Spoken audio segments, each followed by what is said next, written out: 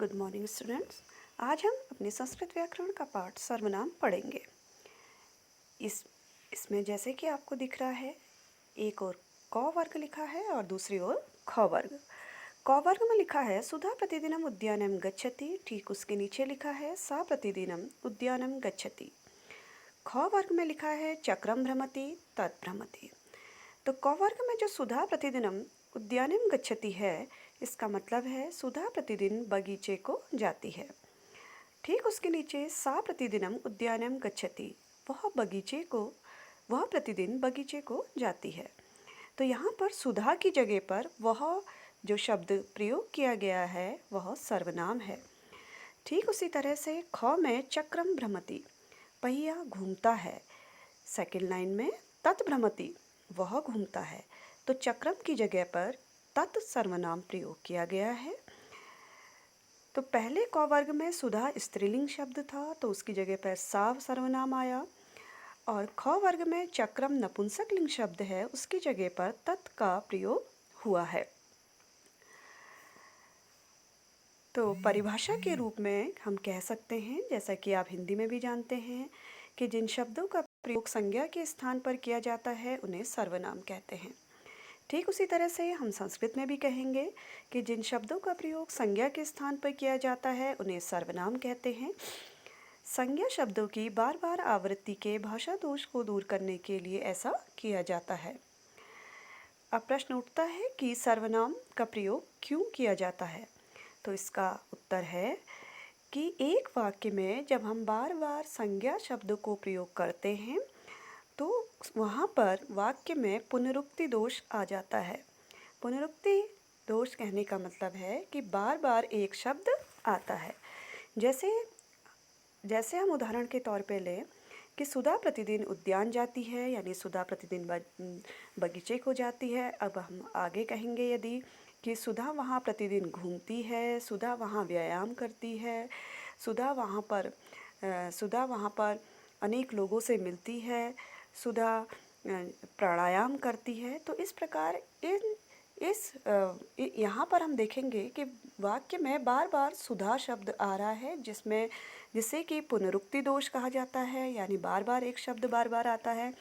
तो इस दोष को दूर करने के लिए हम क्या कहेंगे? सुधा प्रतिदिन बगीचे को जाती है, वह वहाँ व्यायाम करती है, वहाँ पर वह लोगों से मिलती है। तो यहाँ पर सुधा के स्थान पर हम वह का प्रयोग करेंगे, तो यह सर्वनाम है।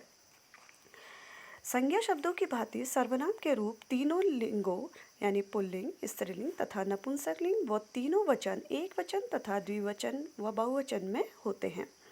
तो जिस प्रकार से संज्ञा शब्द संस्कृत में पुल्लिंग, स्त्रीलिंग तथा नपुंसकलिंग उसके रूप चलते हैं, उसी तरह से एक वचन, द्विवचन, बहुवचन में रूप चलते हैं। उसी तरह से सर्वनाम भी पुल्लिंग के लिए अलग होता है, स्त्रीलिंग के लिए अलग और नपुंसकलिंग के लिए अलग।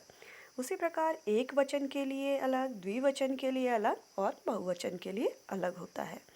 जैसे एक लड़का हुआ तो और उसको हम वह में कहेंगे सह, और दो लड़के हुए तो हम उसे कहेंगे तऊ, और बहुत सारे लड़के हुए तो हम कहेंगे ते।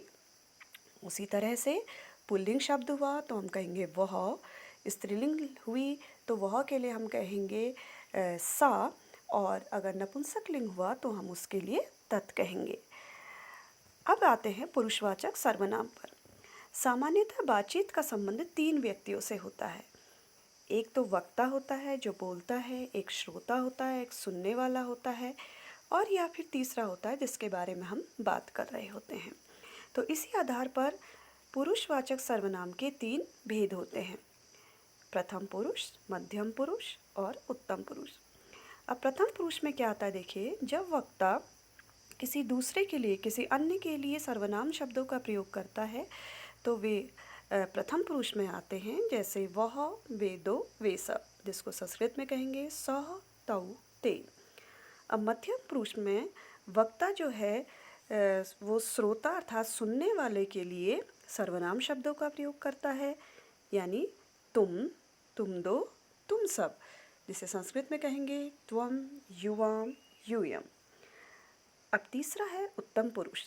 वक्ता अपने लिए अर्थात बोलने वाला अपने लिए जिन सर्वनाम शब्दों का प्रयोग करता है वे उत्तम पुरुष में आते हैं, जैसे मैं, हम दो, हम सब, और जिसे हम संस्कृत में कहेंगे अहम, आवाम और वयम। तो संस्कृत में मुख्यतः निम्नलिखित सर्वनामों का प्रयोग किया जाता है। अस्मत्, अस्मत् यानी मैं, युष्मत् तुम, तत् या तद अर्थात वह, एतत् या एतद यानी यह, इदम यह, यत् या यद जिसका अर्थ होता है जो, और किम यानी कौन या क्या। तो सर्वनामों में अस्मत् और युष्मत् के दोनों लिंगों में रूप समान होते हैं, बाकी सभी तीनों लिंगों वो तीनों वचनों में अलग अलग होते हैं। तो उम्मीद है आपको ये पाठ समझ में आया होगा कि जो शब्द संज्ञा के बदले प्रयोग किए जाते हैं उन्हें सर्वनाम कहा जाता है, और भाषा में पुनरुक्ति दोष को दूर करने के लिए यानी बार बार संज्ञा शब्दों का प्रयोग को रोकने के लिए ये सर्वनाम शब्द प्रयोग किए जाते हैं। पुरुषवाचक सर्वनाम 3 प्रकार के होते हैं: प्रथम पुरुष, मध्यम पुरुष और उत्तम पुरुष। प्रथम पुरुष जिसमें कि वक्ता किसी अन्य व्यक्ति के लिए बात करता है, जिन सर्वनाम को प्रयोग किया जाता है वे प्रथम पुरुष में रखे जाते हैं, और मध्यम पुरुष में वक्ता सुनने वाले के लिए सर्वनाम का प्रयोग करता है, और उत्तम पुरुष में वह अपने लिए सर्वनाम का प्रयोग करता है। धन्यवाद।